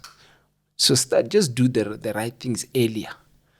Because now when you're doing the right things, it's a longer process, but it's the right process. Right? So, yeah, man, from there, I feel like I've always deviated. No, you're on the right path. Yeah. I've got you. Yeah. You. COVID time. So COVID times, that's when one starts saying, okay, look, man, we really have to. The thing that made me realize that as much as I'm making a lot of money, I actually don't have a lot of money. Is the responsibilities I had at the time. You know, I had a house. Bro, my upkeep on that house alone is probably a mentor's rent. Just the upkeep. I'm not talking bond. The upkeep alone. Let me tell you, my garden boy was using an iPhone. Right? For those of you that have been following me, they will know him, Johannes. I used to post him a lot. Yeah. Life is nice. You vaga iPhone. You understand? So I started seeing, nah, man, I have a lot of things that I'm paying for that I don't understand why. You know, I remember now I'm not materialistic. I'm not about expensive clothes. I'm not about, you know, all of that. So I don't see where my money is going. Hi, man, what's going on here? I'm making money, but where is it? Yeah, well, so I said, okay, I need to change my approach. I need to get rid of some of the things that I have. I need to start to just restructure my life in a whole different way, because they say insanity is doing the same thing over and over and expecting the same results. That's true. Right? So now I have to start changing, but change is hard. Because now you're going against everything that you believed. Yeah, well. So now I'd say the year 20... I'd say 2021 till now, that's literally just when my life just started taking a turn. It's been a process. I'm still in the process of changing and growing, shedding off my old feathers and regaining new feathers, new wings. But from immediately after, I think COVID hit me bad. Okay. Because it got me, and not just that I lost money or it was a more of nothing is certain. We really don't know what's going. And remember now, this broker closes down, where everything else, my whole finances were revolving around that. Immediately when that broker closed down, now there's COVID. I can't do seminars. I can't do classes. I can't see people. Where am I going to get money from? You understand? Yeah. These things happen at the same time. And to me, it brings a lesson of, nothing is permanent. You never know what's going to happen. So now my attitude changes from I'm invincible, I know I can always get it, to I always have to prepare for the worst times. If I can tell you, I never use more than 40% of my income. Okay. Right now. Never. Why? The things that I've seen is like, bro, I don't know when the bad times are coming, but when they are coming, I'm ready.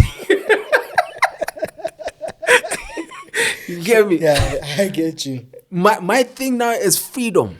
Yeah. Paying off all the debts that I have, saving everything that's left.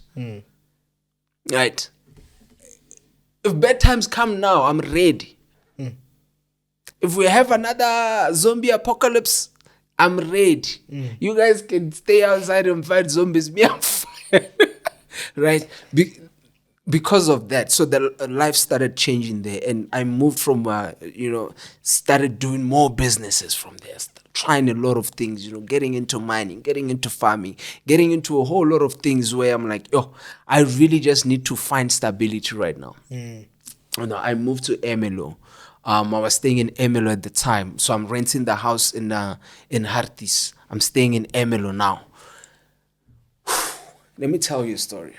Emelo actually freed me. 2022. Okay. I'm in Emelo. I pretty much spent almost the whole year in Emelo, in Mpumalanga. Now in Joburg, in Pretoria, I'm well known. Right, the thing is still there, man. I'm easy when I'm walking in the mall. I'm easy, people want to take pictures. I'm easy, man. You get what I'm saying? I'm the guy. Yeah. Now I'm in Emelo. I remember I always tell people this story. That's actually where I got my freedom. I'm in Emelo. I'm walking in the town in Emelo. Right. As I'm walking, you used to. I know if I walk in Hatfield, somebody has to say something, man. I'm easy, right? I'm walking in Emelo, bro. Nobody's saying anything, guys. Didn't you guys see me? Oh, come on. Then you see somebody looking at you. You're like, no, this one is gonna say, you get closer. This guy is not even looking at you, bro. You are crazy. Your mind is playing games with you. And you realize, actually, no, I've created a prison for myself. I've boxed myself in this box where I think, everything has to revolve. Nobody cares. Nobody cares, bro. People have their own lives. Nobody cares. Nobody's even thinking about you. I get this revelation when I'm walking in the Emerald. Nobody, you occupy such a small space on earth. I think because of the influence we have and the people around us that they keep hyping us, we think we're it. You are nothing. I get this from this. Like, I'm really, nobody in this town knows me. No, not even one. Not even one guy wants to take a picture. Okay, even if it's not a picture, just recognize, just say, oh, easy. Nobody knows me. Yeah. At first it was, but then it came with freedom. Like, oh, by the way, nobody cares. If nobody cares, then why do I have to do things for people that don't care? Yeah. Why do I have to keep up with the lifestyle to impress people that don't care? Right? When I came back from Emily, I came back a whole different person. A whole different person. It was a game changer for me. That isolation was now again nobody knows you there. I don't have friends. It's either I'm at the mine or I'm at home. Right? I'm literally just watching sermons. I'm starting to read the Bible more. I'm starting to pray more. Right? Because now I'm in a cave. The lifestyle is gone. Nobody cares, bro. Right? So what do I do with my time? Let me, God, what's going on? Then now I start praying. I start fasting. I start, my life starts taking a whole different turn as well. Then from there, when I came back, it's just been, eventually gave my life to Christ full on, not one leg in, full on. Yeah. Gave my life to Christ. I devoted myself to the church, and it's where we are right now, man. It's just been the journey. Yeah, no, it's quite a beautiful journey. I was actually thinking about it. That how the trajectory of your life is more important than where you're at. Absolutely. Because literally you've just kind of just chosen a direction, and it's just like let's just go with it. Yeah. Because I think I think really, when you look at other people, I'm gonna go to mentors because it's a trading podcast for the sake of it. No, got receipts. when they're on a specific journey, whereas we were talking about how you were flipping accounts, you guys were flipping accounts like no one's, but that trajectory honestly does not lead to sustainability. Absolutely. And I'm still waiting for somebody to come here and make me a believer of flipping accounts is something that's gonna put your kids in gonna pay for your kids education. Don't hold your breath. I'm still waiting. I won't hold my breath. Doesn't happen. Yeah. Doesn't happen. Yeah, so when you look at the trajectory, I think they feel like they're in a position that's, whereas they like, okay, this position I'm in today, we're good, boy. We're gonna see 100 million rand. We're gonna see 100 million rand, and it's just like you don't. And when you look at the bank statement, it's let me do an example of what is going on in this industry. Maybe people will understand the impact of the decisions that they're making. This is your future, right? This is your future. It's empty, right? And how you fill this cup is by the decisions you make. Some decisions you make, this happens. Some decisions you make, that happens. Right? Most of these guys, and here's the trick part is when this happens, this comes forward as well. Okay. But this is you, right? You're pouring into your future. You're going forward. When this happens, you're going backwards. The future is still there. It's not moving. What you are doing is you taking out of your future, pouring backwards, and you're also moving backwards. But your future is still in the same place. What's going to happen is eventually you're going to get here. When you get here, this is empty and has a lot of holes. You have so little to pour in there. When you pour in, the holes come out. Right? Also, again, as all these distances you've been going back there, you need to cover it coming back. Right? That's true. Because let's say you're at 0 right now. When you're going into a negative, before you get to 1, you need to cover all those negatives and come back to 1. Yeah. And I've lived that. I know what I'm talking about. Right? And what these guys are doing is going back, until one day is I realize, I need to go. And then now it's hard when you are here. It's hard to. It's so difficult. It's difficult. You bring yourself back. It's difficult. Because the relevance is no longer there. The influence is no longer there. All of those fake friends, all gone. Nobody cares anymore. Pride is also there. Yeah. Now the only and this is why I always tell people, go to school, please. Go to school. Go and get a degree. Don't listen to those uneducated idiots telling you, hey, school, what, unemployment rates, all of that nonsense. There are still jobs being advertised every single day. Right? Don't listen to this. Don't listen to your uneducated mentors telling you that education is not good. Go to school. Right? When you are here, you have no education, you are uneducated. You have no skills for a job. The only job you can qualify for it's being a teller or being a checkers. That's the only thing you qualify for, or you just have to be a criminal. Like we see, why do you think most of them are criminals? Why do you think they're scamming? Why do you think they're scamming? For you to call them criminals. They are criminals.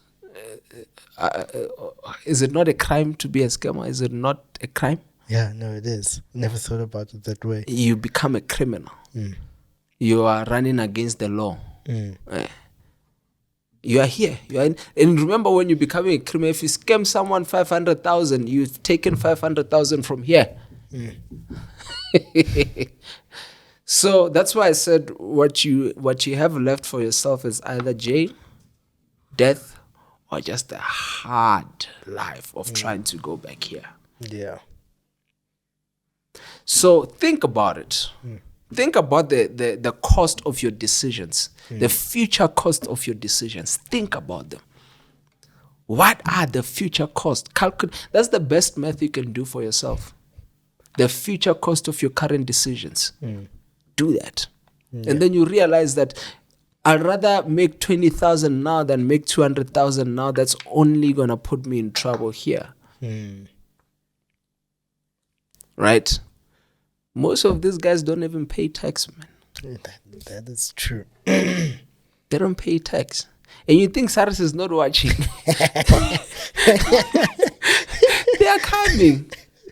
They are coming. Yeah. They are coming. You will tell them where that money went. Yeah, and you have to pay for it. Or unless, again, you choose the life of a criminal. So, when I'm saying that whole life is not... Even if you are in that era, please make sure that you're pouring into here. Yeah.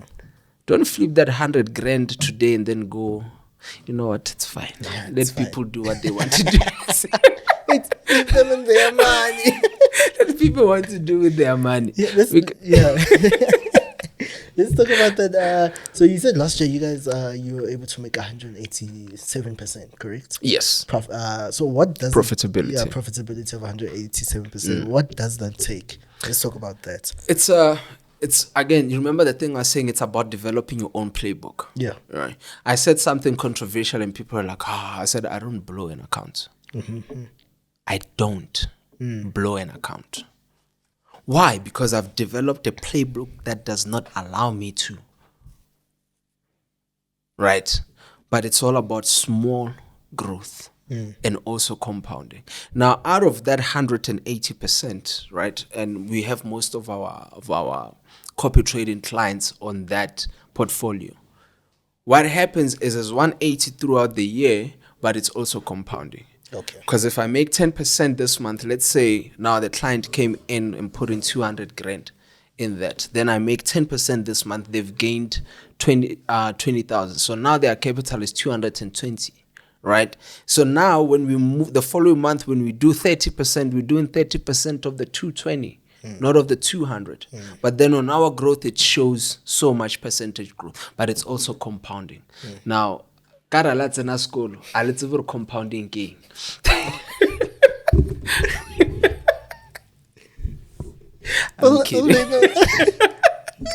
It's like, let me keep quiet. I'm not saying anything. I'm not saying. But yeah, it's Can I ask? Yeah. Okay, this is because I'm not quite sure if what's going on in my mind. What little barcoding is? No. You said that? I wanted to say that. Compounding is not barcoding.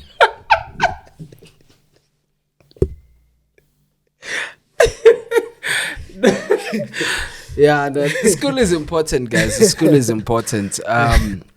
So yeah, it's about looking at the, and I can tell you, our goal was to get 100% last year. Yeah. So we are over by 86%. Right? We are over by 86%, and so it's the growth is more looking at our daily activity and say, I can tell you, our target for the day is at 1%. Literally is $1 on every $100. Sure. That's our target. Yeah. $1 of every $100 we have, we want $1 per day. That's our target. How do you blow an account like that? How? Yeah. You get what I'm saying? So then you start realizing, oh, that's why the guys in Wall Street are doing 10% a year. That's how they trade. Yeah. That's why they don't lose money. Even when they lose, they know they can always cover it. Yeah. You understand? So that's our playbook is built around the longevity. We're not looking at doubling an account in a day, in a week. We're looking at getting 100% in a year. That's our trading plan. Everything over and above that, good. Sometimes we will hold a trade for 2-3 weeks, right? We find that maybe we entered maybe way too early and it's running in a bit of loss. We don't panic. We're not even closing that loss. We know one thing for sure: it's coming back. Yeah. It may not come back this, but it will come back. Yeah. Worst case, we will close on a break even. Wait for another trade. Yeah. So our strict management our risk management rules are so strict that there's a certain amount of trades we don't exceed. Right? Whether we see opportunities or not, if there's still this trades running, we don't exceed that. So your market exposure is limited. It's always limited at a cap. That's why I'm saying I don't blow an account. It's always limited. Like you for that, I don't know what needs. I need to go into a coma. All my team, they need to all be in a coma. The market needs to crash like crazy for 2 years. There's for us to get to the point where we lose 100% of our account based off our risk management. It's so minimal. Yeah. So minimal. And not to say that we're always 100% with our trades. No. But that's why risk management is so important. Yeah. Right. Our risk management allows us to let the market play around, eventually come back to break even. Or if we see that, you know what, this is going to take quite a while, let's take this loss. We'll take the loss, but it's not going to be a heavy loss. We're looking maybe at a 3%, 2% loss, 1% loss. Then we say, we know we will recover it. You get what I'm saying? So that's really where we are right now in terms of our trading. We trade like that. The indices will let me just fund nyana on a local broker and then I'll push nyana. Maybe let's get maybe I want to go for a weekend away or something. Yeah. Let's say I need a young 20 grand nyana from the market. Let me go gamble this 5 grand, go full margin. But that's not my bread and butter. Yeah. Yeah. Yeah. Yeah. Yeah. So you speak about having a target, a percentage-based target of 1%. Yeah. Around there. Yeah. So that's like every day.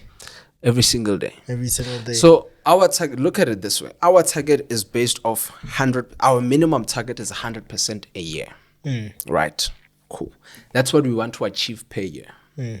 Considering that we're not going to get our trades 100% all the time, considering the fact why strict risk and a trading plan is important, considering that some trades we will hold for a while. So if I've put my market exposure at this and I have a trade running for 3-4 days, it means those 3-4 days I'm not trading.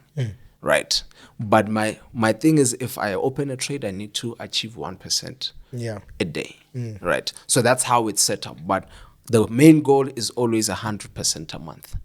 Within the days, to cover for those days where we're not trading, we're pushing for 100%. 100% a month or a year? I mean a year. 100% a year. Yeah. Okay. So for us to cover those days where maybe you're holding losses or been holding trades that haven't reached targets, we will then say we're targeting 1% a day. Yeah. That we achieve it every single day? No. That's why we make room for it, so we can get to the bigger picture. Yeah. That's why sometimes we can even achieve 4%, 5% a day, because we went in, we got our 1% quick, we opened another trade, we got it quick, the market was nice to us, then we did 4%, we did 5% in that day. It gives us room where that's why we can even get to 180 in a year, when it's almost double what our target has been. Yeah. Yeah. No, I get you. You know, I've been thinking about consistency a lot. You know, I'm like, really been thinking about it really deep. Then the definition of insanity hit me the other day. It's like doing the same thing over and over and over again. Yeah. But with insanity, obviously you're expecting different results every single time. But then you think about the market. The market, every single moment is unique. Yeah. So to be consistent is like to be insane, you know, trading. You know, I don't know. It's just me in my own thoughts. It's like what I said, bro. Market is, and I understand what you mean by that, and you're not wrong, but you're not entirely correct. Yeah. Because the market only does two things. It buys or it sells. There's nothing else. It buys or it sells. The movement may differ, but it buys or it sells. What do you need to do as a trader to be consistent? Have strict rules. This is what I do when this happens.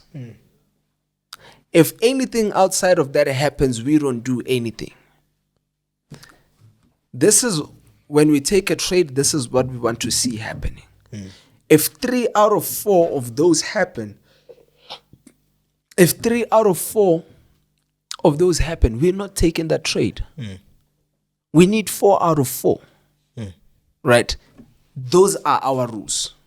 If the market behaves outside of our parameters, we're not playing with it. Right? It's no rights reserved. You understand? Yeah. So you need to have that playbook. It's the thing I was talking. What is your playbook in the market?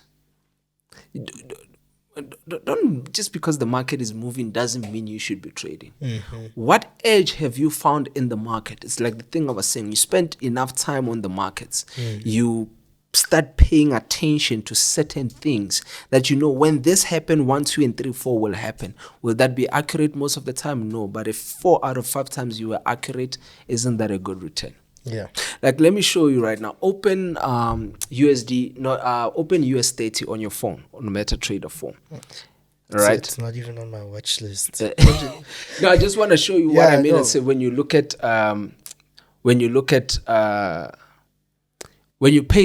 start paying too much gold. When you start paying too much attention on something, you end up seeing things that are not there, right?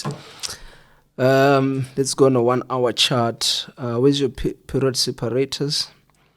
Something I was actually teaching the guys that pay attention to these things. Period separators. Right. I want to show you something on this. So can we do it like a screen recording? Yeah, No.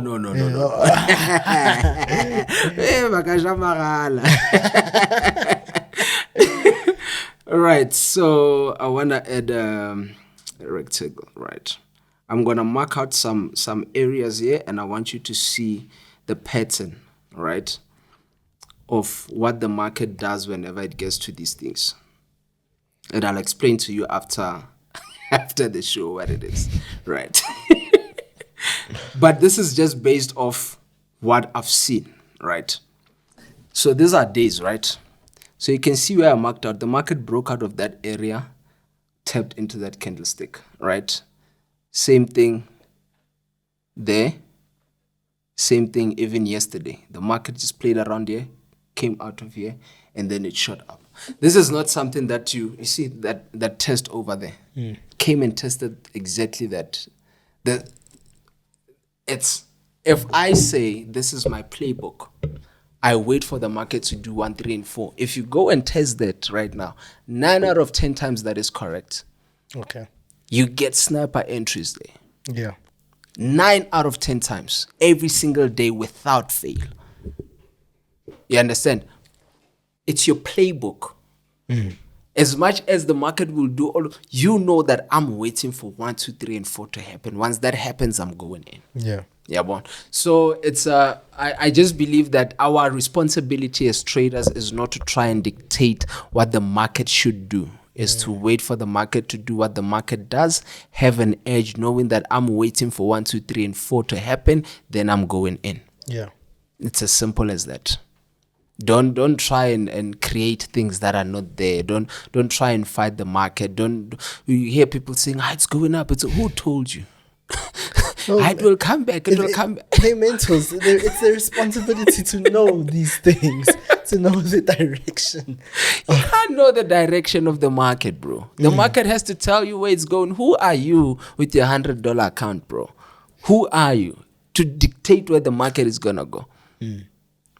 Just look at the patterns. Look at the current, and every pair behaves differently. I think that's what people need to understand, that what works on this pair may not necessarily work on the next pair. Understand your pair. Fall in love with that pair. That's your employer, bro. Yeah. That's your employer. And have strict rules, bro. Like, have strict rules. Like I was telling one of my boys, one of our traders yesterday, he hasn't been to the office this whole week and he's just been on a losing streak. I told you guys, stop trading at home. Right? Stop trading at home. There's so many distractions around you at home, bro. Come to the office, sit down from 9 to 5, work, go home, leave the markets and enjoy time with your family. You don't have to be trading at home because you want to make money. That's how you end up losing money, because we're playing outside the parameters. When you're at work, you're focused. This is our rules. We trade at this time. This is what we look out for. If you're having fun, leave the charts alone, because you're going to make mistakes. Yeah, Marike, now trading has become some sort of a lifestyle. In the sense of, like, obviously the idea of you can trade anywhere, trade anytime, whatnot. You understand the idea. That is what they're selling. It's what if you're on the road, just stop on the side of the road, check the charts, trade a bit. So, it's funny. And people, and I'm telling you, and I'm like just trying to imprint it, especially around people around me. So, guys, listen, trading is not good. Guys, you're clocking in here. You think the guys at Wall Street are paying crazy rents there, owning those buildings, because they can't trade from home? You think so? Why would they spend so much money employing people, buying office spaces or leasing office spaces for trading? Or else everyone would be trading from home, right? So, if you follow losers, you're going to be a loser. Well, but the losers you're referring to are winners on social media. That's what I wanted to say. You know why most people are, why you are frustrated? It's because you are following a loser and you're getting a loser's results, but what you see the loser do is the loser pretending to win. You will only remember, you can't cheat life. Yeah. If I follow you and in reality you're a loser, I will only get your results. Such as I have, I give. You can't give what you don't have. Right? So the reason why people are always losing is because the people that they are following and the people that they are paying attention, they're consuming loss. As much as it may look like a win, remember, life doesn't care what things look like. It's about what things are. So this guy is fake. This guy doesn't trade real account. He tells you that come and buy my signals, wara, and then you're going to make money. And you wonder why you are losing. Because what he's selling you is not real. How are you going to win? How can I make you win if I'm not winning? Where's the logic? If I'm trading a test account, I can blow it now and fund it again, but do the same trades and then show you the results. Lose 100K without your bank account feeling it. Where now you have your last 1,000 rand, you don't have that luxury to fund fake funds. Let's talk about signals. Yeah, please. Right. I hate signals. I think so far this year, I think we've shot about almost 10 episodes this year alone in the past 2 weeks. I think on every episode I've said, guys, I have a huge dislike for signals. The biggest. This is my opinion. Okay. I don't believe signals are for growing accounts. I believe signals are for people with money.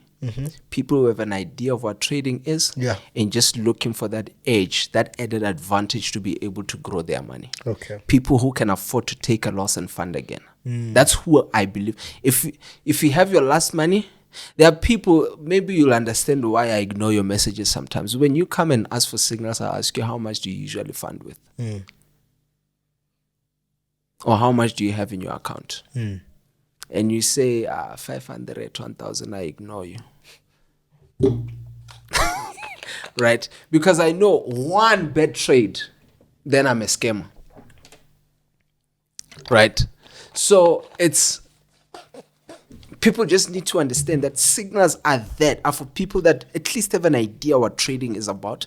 Maybe not necessarily have the time to trade by themselves or the time to analyze and sit on the charts. They just wait for an alert, but they do have the capital. It's not about growing accounts. Yeah, but in South Africa, we're underfunded. So those who have capitals are probably 5%, 10%. Not even that. Even I'm being generous with that number. What are you doing in a rich man's game if you don't have the capital? Hey, we trying to get rich. That's what they gonna say. But then, remember, I said this the last time. I said, if you don't have other streams of income, there's no way you're making it, bro. There's no way. And it will always keep coming back to that. What are you doing in a rich man's game if you're not playing the rich man's game?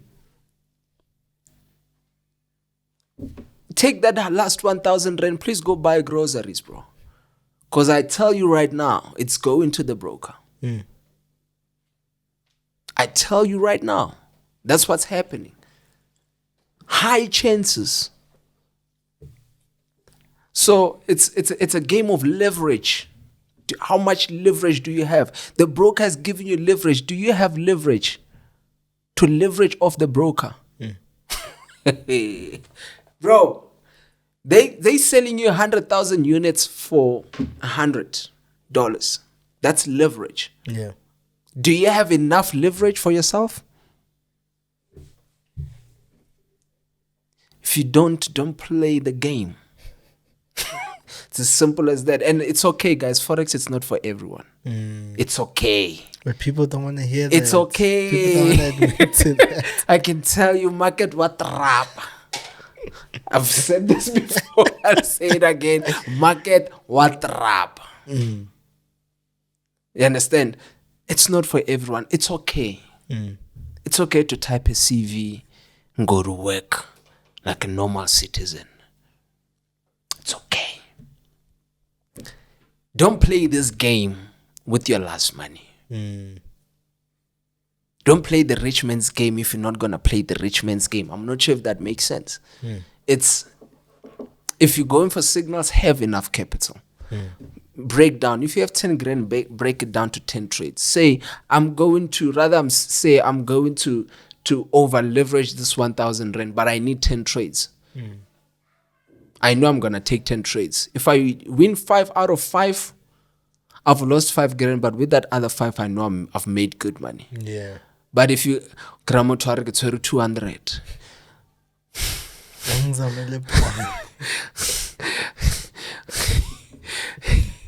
I have a free Telegram channel where sometimes we do send us signals. We find people sending results, but to sending a micro account ka 50 rand. And I say I'm growing this account so I can afford your signals and your mentorship. In my heart, I'm just like, shame. If I was you, I'd go buy a Big Mac. Stop wasting your time. Stop wasting your time. It's as simple as that. That's my opinion. And again, that's what I believe signals are for. Yeah. That's my opinion. Yeah. Right. So. And what about on the other side when it comes to the signal providers? Yeah, because it just seems like now signals are just there to. Yes, I understand it's a business generating extra income. I do get that part, but it just seems like everyone's just like, I need a quick buck. I need to make a quick buck. Yeah. So let me just sell signals once. Yeah, it's because we have a trend right now. You know, signals. You post, sell signal there. On IG, you're posting a buy. Profits from a buy. But isn't that what I was saying? Yeah. To say you're following someone that's not even taking those trades. You're only going to receive the result. Bro, this bottled water can only give you what's inside this water. You won't get cold drink from this. You won't get wine from this. You get water. So if these guys are not winning, they can only give you what they have. You know, Peter in the Bible says, silver and gold I don't have, but such as I have, I give you. So what these guys are doing, they have something, but they're giving you the silver and gold that they say that they don't have. How you think you're going to get it? I'll wait.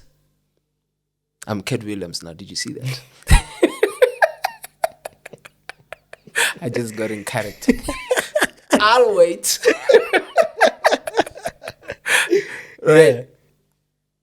How? How can someone make you rich when they are not rich? How? How can someone make you a profitable trader if they are not a profitable trader? We have good teachers. Cool. I respect that. I respect it. But they should own that. But you see, that's the thing about one thing I've been really trying to wrap my head around, particularly in effect of, you see, how can I put this? People, yes, they need to admit to the fact that, hey, look, I teach, or I'm a business person. I'm not a trader. I don't make money from trading. I think we need to get to a point where disclosures disclaimers are being put out there, because I think that is where now the pressure to appear profitable on the charts instead of appearing as a good mentor, as a good teacher, rather than a good trader. But you see, then again, there's a bit of a disconnect, because we see it like this: to be a good mentor, you need to be a good teacher. Or a good trader. Sorry, you need to be a good mentor, you need to be a good trader. So somewhere along the way, I think that for some people, it doesn't connect. Let me tell you. That's why I said there's sellers and there's buyers. Yeah. You know why a lot of people fall into this crap? They buy the lifestyle. Yeah. They don't buy the trading. You see somebody has a nice car. You're buying into the nice car. That car doesn't trade, but. And there's so many streams of income in our business. Don't get me wrong. Some of them are really buying the cars. And with real money. Because there's influencers, there's IBs, there's affiliates, and these are good streams of income, including the signals and the mentorship. But you're buying that. This guy inspires you because of the car that they drive, not because of their style of trading. And you buy that. You don't have many followers on Instagram, so you don't have no chance as an influencer or an IB to make the money how they making their money. Such as they have, they will give you.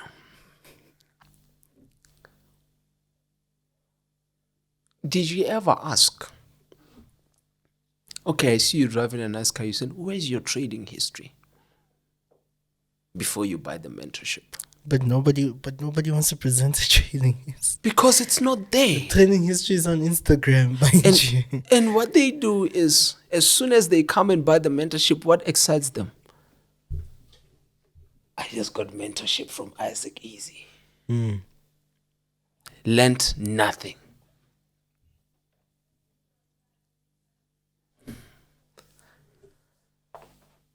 Whose responsibility is it to make the due diligence? Whose responsibility is it? You never seen any analysis. You never seen at least a free Telegram channel in where you seeing the work of this guy. You just saw the car. You just saw you just saw the millions. Like, Nami, I'm going. Yeah. Inside. I'm going inside. This guy's gonna make me a millionaire. We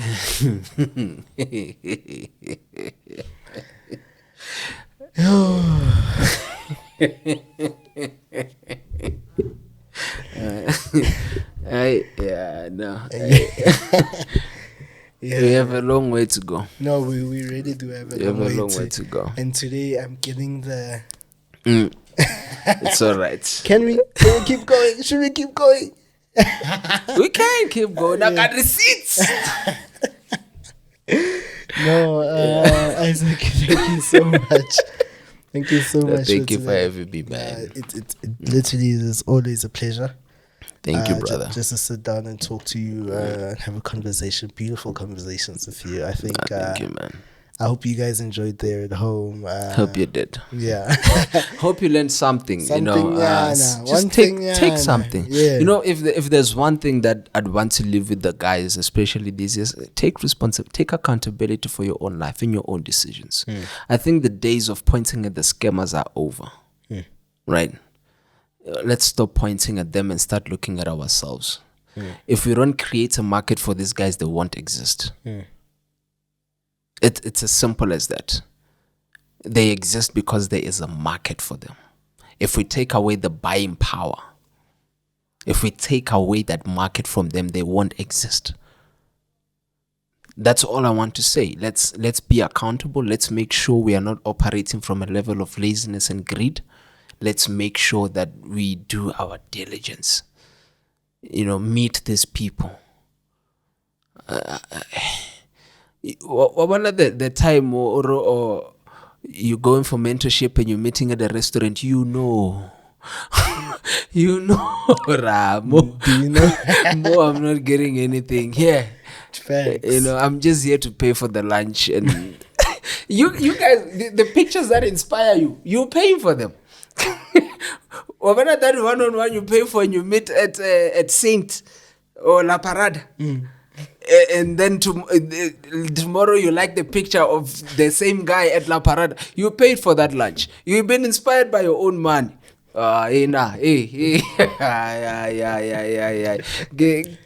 Please, let's apply wisdom, man. Yeah. That's all I'm asking. Let's apply wisdom. Yeah. No. You guys heard right. it. We'll see you guys. Thank you guys so much. It's right. myself, Nqobile Tembane. Kate Williams here. Isaac Easy. Kate Williams is lost in the last season deceased. I'll wait. This is another installment of Market Masters. I'll see you guys same time, same place next week. And thank you. We're out.